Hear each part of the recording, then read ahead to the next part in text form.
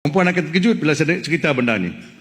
Dalam kes ini, ada 6 apa yang dikatakan scan ataupun photostat copy arahan daripada SRC untuk bank bertindak untuk kreditkan sesuatu dana ke dalam akaun Datuk Seri Najib. Okay?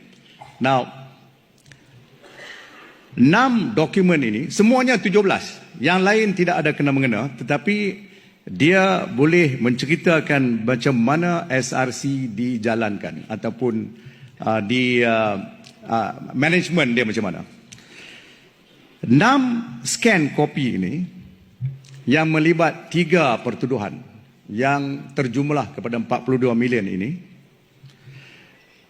bila Datuk Subuh memberi keterangan. Datuk Subuh adalah seseorang sahaja yang memberi keterangan dalam kes ini.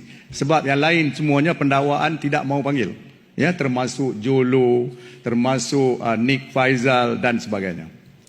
Jadi bila Datuk Subuh duduk dalam peti saksi, saya tanya kat dia. Saya tunjuk ke dia, saya flashkan atas dinding. Saya tanya ke dia, adakah itu tanda tangan Datuk? Dia kata, ya. 2 tanda tangan ada di situ. 1 Datuk Subuh, 1 Nick Faizal. Mustahak, Dia kata, ya, itu tanda tangan saya. Kemudian saya tunjuk semua. Satu persatu, dan saya tanya, dia kata dia. Memang tanda tangan saya. Ketiga, keempat, hingga keenam. Kemudian saya tanya dia, sekarang saya nak tunjuk. Saya ambil nombor 2, saya letakkan di atas nombor 1. Superimposition. Belum saya buat 6 lagi, Datuk Subuh dah mengelongsor turun. Dia katakan siapa pun tidak boleh tanda tangan begitu identical. Siapa manusia pun tak boleh buat begitu. Jadi saya tanya dia, what are you saying? Apa yang Datuk sedang nak ceritakan kepada mahkamah? Saya kata kepada dia, jangan pengsan lagi, saya nak tunjuk. Saya ambil nombor 3, saya tunjuk, saya letak atas 2 dan 1, 4 atas 3, 2, 1, dan seterusnya. Apa yang berlaku, tuan-tuan dan puan, ialah dia menunjukkan signature itu adalah satu. Is identical, bukan sama.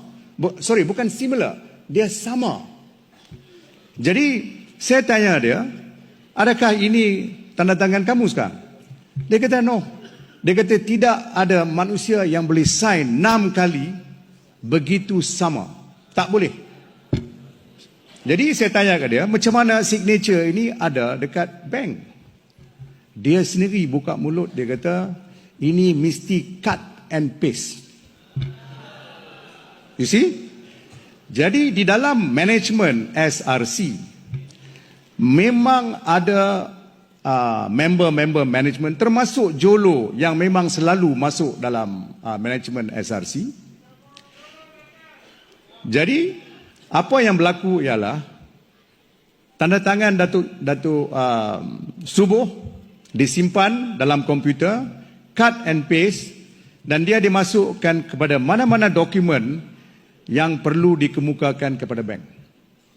Itulah sebabnya bank telah membayar ataupun mengkreditkan daripada SRC kepada akaun Datuk Seri Najib. Okey? Jadi, siapa yang mengantarkan duit itu? Ini perbuatan.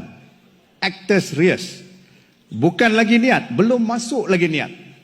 Dah kelang kabut. Okey? Now, bukan itu saja. Mengikut bank,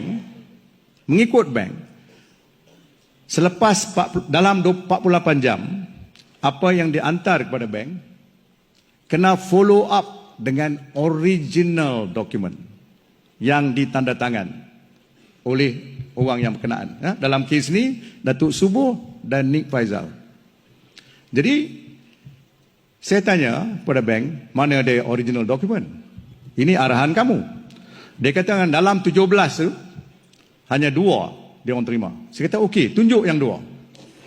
Bila saya ambil yang 2 tu, saya flash lagi sekali atas dinding.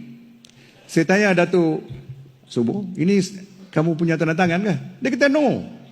Dia sendiri kata, ini macam siput babi yang gemuk. Dia kata, tanda tangan tu. Dia katakan, tanda tangan saya, dia narrow. Ini bukan tanda tangan saya.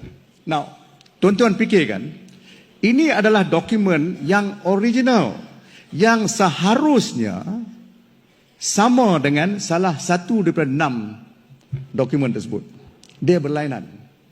Jadi ada orang di SRC, bila bank pressure, dia kata mana original, terpulang pada mana officer dalam bank. Orang ni dah takut, dia pakai tenye saja, free hand, dia copy signature Datuk Subuh. Okey, itu bukan sahaja yang berlaku. Pihak pendakwa pula, dia nak cuba, dia katakan okey, Tan Sri Shafie dah tunjuk magic di sini. Dia kata macam mana kalau kita tunjuk, tanya tengok macam mana Nick Faisal punya signature pula. Jadi satu ajaran utama, kalau tak tahu jawapan jangan tanya soalan. Pendakwa raya tanya.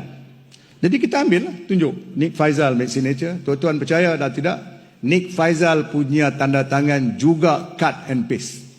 100% identical dalam 17 signature tersebut.